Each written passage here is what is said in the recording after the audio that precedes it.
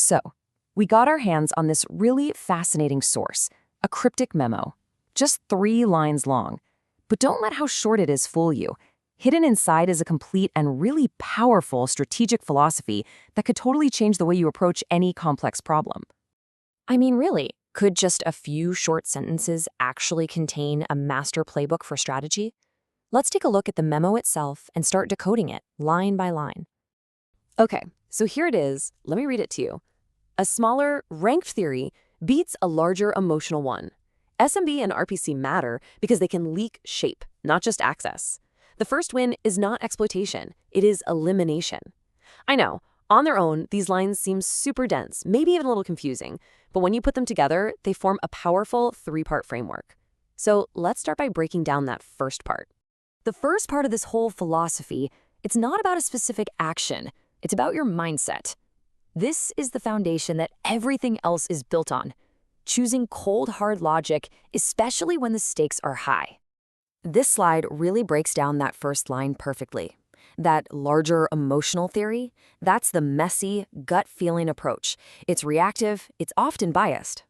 So why is a smaller, ranked theory so much better?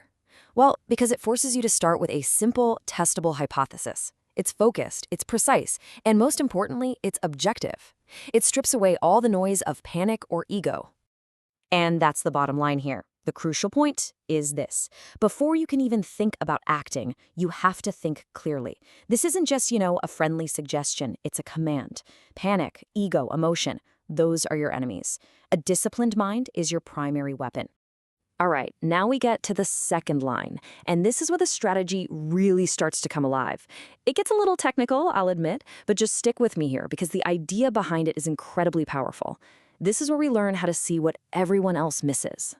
Okay, first things first, let's demystify this jargon. SMB and RPC. Don't worry about the acronyms. They're just basic networking protocols, but the memo uses them for a brilliant reason. They're like a building's plumbing or its wiring. You don't really notice them, but they touch everything. They reveal the underlying structure. And this right here, this brings us to the absolute core idea of the whole memo. The difference between access and shape. Getting access is like having a key to one single room. Sure, it's useful, but your view is pretty limited. But understanding the shape, well, that's like having the full architectural blueprints for the entire building. You don't just see one room, you see how everything connects. You get the entire system. So, what do you get when you can see the shape? What does that actually give you? Well, it gives you the whole map. You can identify the most critical systems, understand the flow of information, and pinpoint the true strategic weak points, not just the obvious ones everyone else is looking at. And this is the payoff. This is why it all matters. When you're armed with that logical mindset, you don't just wander around looking for an open door.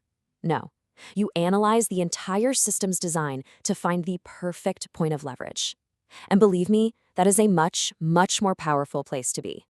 Okay, so this brings us to the final and honestly the most chilling line of the memo. We've got the right mindset, we have a map of the entire system, so what's the ultimate goal? The memo's answer is, well, it's pretty radical and incredibly decisive.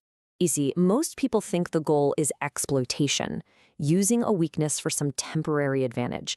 It's like winning a small skirmish. But this memo proposes something way more final: elimination. This isn't about a temporary gain, it's about permanently removing your adversary's ability to operate. It's not the skirmish, it's the decisive battle. And the memo states this with absolute clarity. Don't waste your advantage on little victories. The very first win you should aim for is the one that ends the conflict. It's a goal that is total, final, and strategically absolute. Okay, so let's take a step back and put all 3 of these puzzle pieces together. What we've really just uncovered isn't some niche hacker's trick.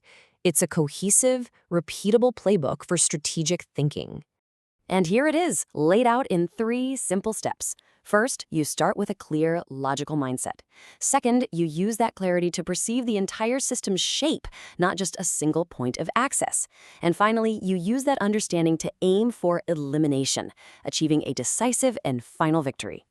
And this is why this philosophy is so much bigger than cybersecurity. Imagine applying it to business. Instead of just getting access to a new customer, you understand the shape of the entire market. In personal development, instead of just exploiting a bad habit by avoiding it for a day, you aim to eliminate the system that causes it. It's a universal playbook for achieving truly decisive outcomes. So I'll leave you with this question to think about.